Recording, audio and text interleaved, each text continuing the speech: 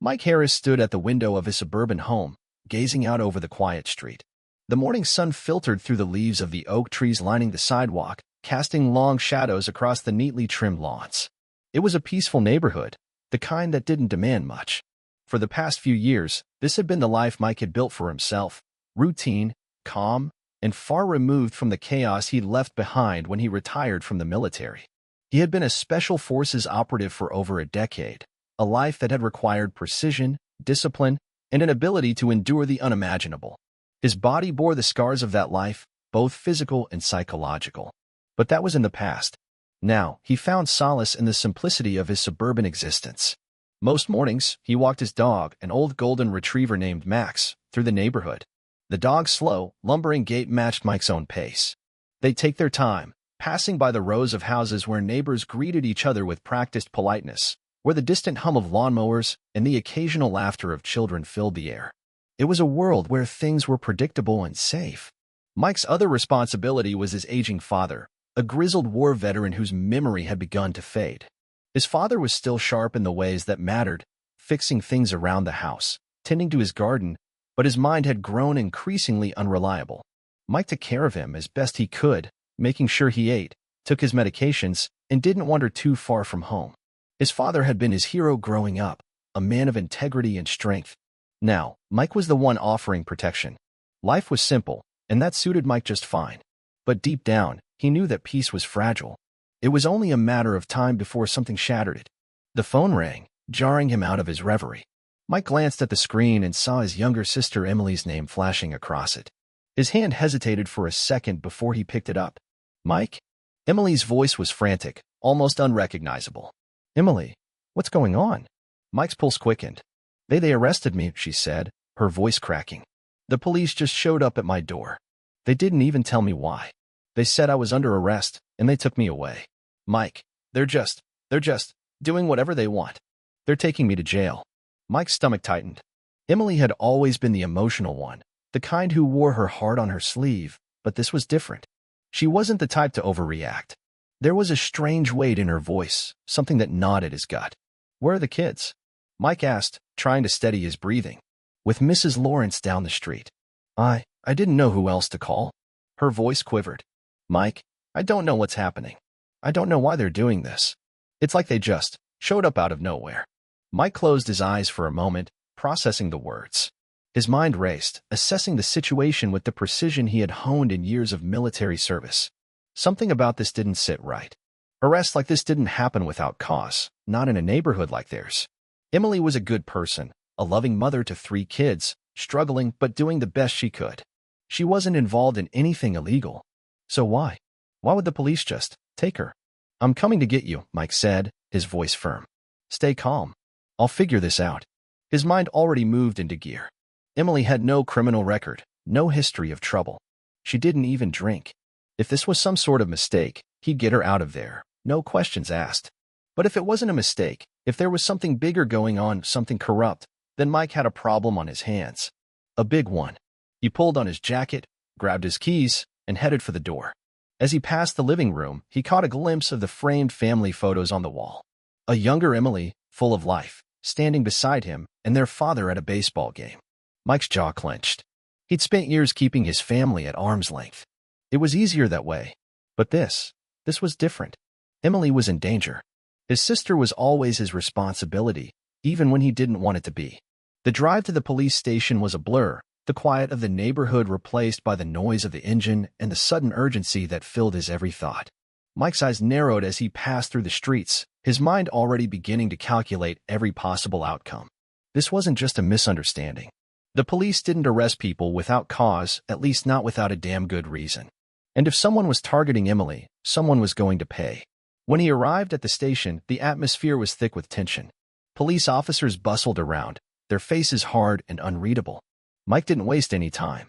He strode to the front desk and leaned in, his voice low but firm. "I'm looking for my sister, Emily Harris. She was brought in earlier today. I need to speak to someone in charge." The officer behind the desk didn't even look up at first. When he finally did, his eyes narrowed slightly. "You can't just waltz in here and demand." "I'm not asking," Mike interrupted, his voice cold. "I want to see her now."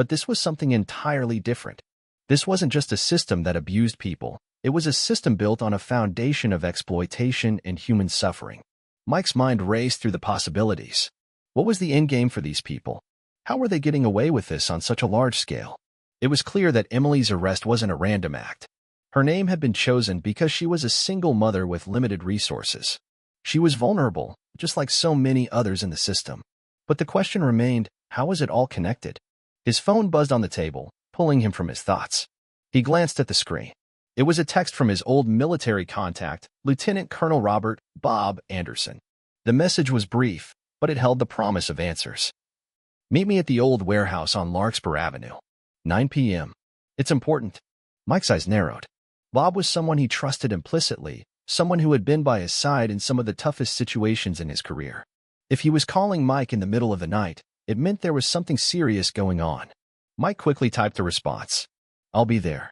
The sun had barely begun to set as Mike made his way to the warehouse. The streets were quieter now, the day's bustle replaced by the hum of distant traffic and the occasional siren. Mike's thoughts were consumed by Emily. He needed to get her out of this mess, but every path he saw before him was fraught with danger. The more he dug, the deeper the conspiracy seemed to go. When he arrived at the warehouse, the place was dark, abandoned, and shrouded in silence. A single light flickered above the entrance, casting eerie shadows against the peeling walls.